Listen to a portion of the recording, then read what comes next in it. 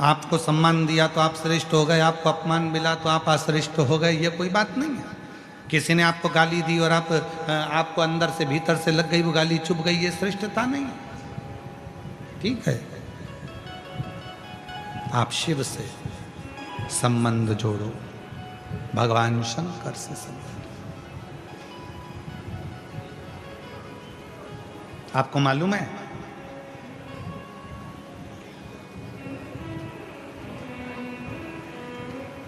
शिव जी को धतूरा क्यों चढ़ाया जाता है?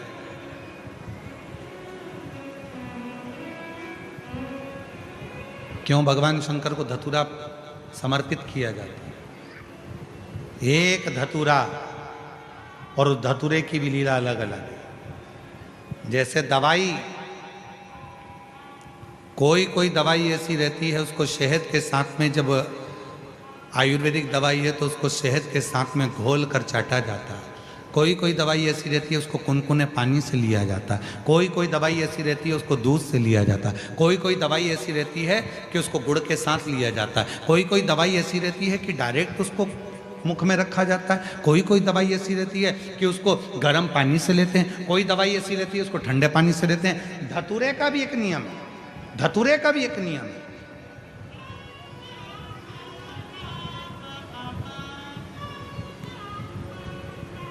जब किसी के जीवन में गठिया जैसी बीमारी हो जाती है और लगता है कि गठिया बाय हो गए, उसका भी एक पत्र आया है, देखो कहीं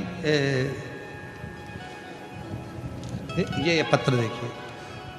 महाराज, मेरा नाम सुरेखा प्रमोद सूर्यवंशी है, मैं भूसावल से हूँ। कहीं बैठी हो तो हाथ हिला सकती हैं। सुरेखा प्रमोद सूर्यवंशी।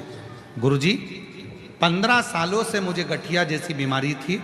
मेरे हाथ पैर ठंड के समय में टेढ़े हो जाते थे। 15 साल से ऐसा कोई डॉक्टर नहीं जिसका मैंने इलाज नहीं करवाया। सारे इलाज करा के थक गई, पर मेरा पाँव और हाथ दोनों टेढ़ा हो जाता था। कहीं बैठी हैं क्या? आप ही हैं? आ जाओ, आ जाइए, आ जाओ। 15 साल से बीमारी थी, सारे डॉक्टरों का इलाज करा के थक गई।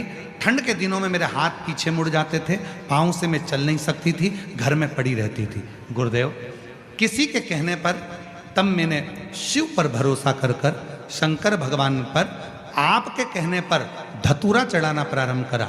और आपने कहा था धतूरे को फोड़कर उसमें थोड़ा सा बेलपत्र लगाकर शिव को जब समर्पित करोगी, और तब बाबा देवाधिदेव महादेव की कृपा होकर तुम्हारा गठिया समाप्त हो जाएगा। और आज बाबा की कृपा से मैं गठिया के रोग से मुक्त हो गई और मेरा पूरा शरीर आज ठीक। औषधि वही है, कोई औषधि शहद से खाई जाती है, कोई पानी से खाई जाती है, कोई किसी से। अर्थात शिव महापुराण की कथा कहती है कि धतूरे को चढ़ाने का भी एक तरीका होता है।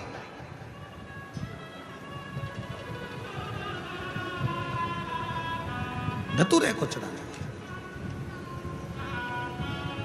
कोई बच्चा है, हाथ पैर से विकलांग है, शरीर से विकलांग है, नहीं सही हो रहा, प्रदोष की प्रदोष, एक धतूरा शिव जी को, एक दुर्वा, एक कनेर का पुष्प, तीनों शिव जी के मंदिर में चढ़ाना प्रारंभ कर दो।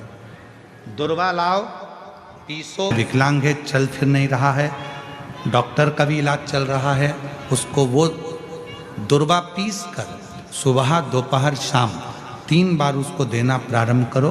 धीरे धीरे बच्चे की बुद्धि का विकास होगा और बच्चा एक दिन इतना एक्टिव हो जाएगा कि खुद उठने का प्रयास करेगा और हाथ पैर भी उसका काम करेगा, खुद करेगा। डॉक्टर का इलाज करवाते रहो।